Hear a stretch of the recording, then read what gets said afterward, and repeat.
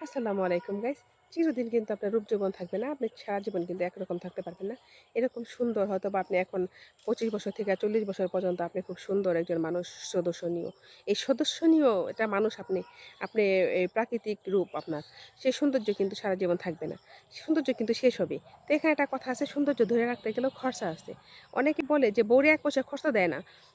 Cream কিনা দেয় না, সুনু কিনা দেয় না, কি লাগবো, সাবান কিনা লাগবো, টাকা লাগবো সেটা দেয় না, শুধু ২ বেলা খাইতে দেয়। তো ভাইরে যদি ২ বেলা খাইতে দিয়া যদি আপনার একটা স্ত্রী কি লাগবে যদি সবকিছু নাই দিতে পারেন, কাপড়-চোপড় ঠিক মতো না দেন, তো সে খাবে কি?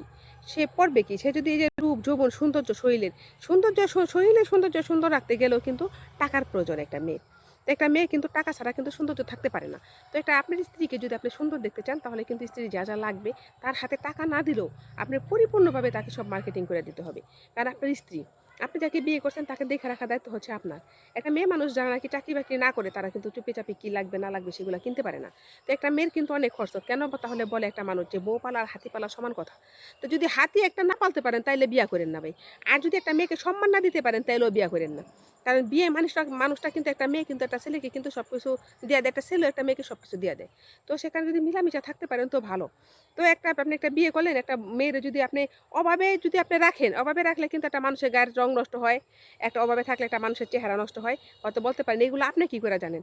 কারণ আমি এই অভাবগুলাতে পড়ছিলাম। এর জন্য জানি যে আমার চেহারাটা নষ্ট হয়ে গেছিল বা এখন একটু ঠিক হইছে ভাই। যেটুকুই হোক আমি কালো মানুষ। কিন্তু তারপরে এখন আমি একটু ভালো আছি আরকি। যতটুকু আছি যাই আছি। এখন একটা মানুষের একটা সুখে একটা সৌন্দর্য আছে। দুঃখে থাকলে কিন্তু মানুষকে অসুন্দর দেখা যায়। ঠিক আছে? তো নিজের ঘরের বউকে কখনো অসুন্দর রাখবেন না। আর কি অসুখে রাখবেন না। অসুখে যদি রাখেন তাহলে তাকে অসুন্দর দেখা যাবে। আর যদি সুখে রাখেন তাহলে সুখে তার চেহারাটা ঘুরে যাবে। তাকে অনেক সুন্দর সে জিলজিলা থাকবে। আল্লাহ তাকে সৌন্দর্য দিবে।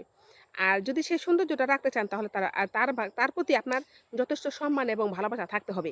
আপনার ফ্যামিলির কে কি করলো তার সাথে সেটা আপনার দেখার বিষয় না। আপনি তার সাথে কি করতেছেন সেটা একটা দেখার বিষয়। তো আপনার স্ত্রীকে আপনি দেখে রাখেন এবং আপনার স্ত্রীকে আপনি যোগ্য মর্যাদা দেওয়ার চেষ্টা করেন। আর মেয়েদেরকেও বলতেছি স্বামীকে বুঝানোর চেষ্টা করবেন। যথেষ্ট সম্মান দেওয়ার চেষ্টা করবেন। আর স্বামীর কাছে তার অন্য কারো বদনাম করে কোনো লাভ নাই। পরিবারে কে কি করলো না করলো ওগুলা বইলা মনে করো ওগুলো পানিতে যায়। ওগুলা বইলা লাভ নাই। তবে একটা নারী সৌন্দর্য হচ্ছে, রূপ হচ্ছে তার স্বামীর কাছে। তার স্বামী যদি তাকে সুন্দর করে দেখে রাখতে পারে, তাকে যদি ভরণ-পোষণ ঠিকঠাক মতো দিতে পারে এবং তার কি কোথায় লাগবো সেটা দেখতে পারে, তাহলে কিন্তু সে সুন্দর থাকে। একটা মানুষের শরীরকে সুন্দর রাখতে গেলেও কিন্তু একটা মেয়ে মানুষের টাকার প্রয়োজন। টাকা ছাড়া একটা জিনিস আপনি কিনতে পারবেন না। আর বর্তমানে কিন্তু কসমেটিকের অনেক দাম। তো পুরুষ মানুষদের বলতেছি যারা নাকি বিয়ে করবেন আপনি কিছু দিতে পারবেন না। কারণ বিয়ের পর কিন্তু বাবার বাড়িতে কোনো এলো থাকে না। বাবার বাড়িতে থেকে কিন্তু সবকিছু দেয় না। আপনাকেই দিতে হবে ভরণ-পোষণ। আর যদি সে চাকরি করে তারপরেও কিন্তু সে আপনারটা আশা করবে। তো যদি দিতে পারেন তাহলে একটা মেয়ের জীবন নষ্ট করে কোনো লাভ নেই। দিতে পারলে বিয়ে করবেন নয়তো করবেন না। আসসালামু আলাইকুম।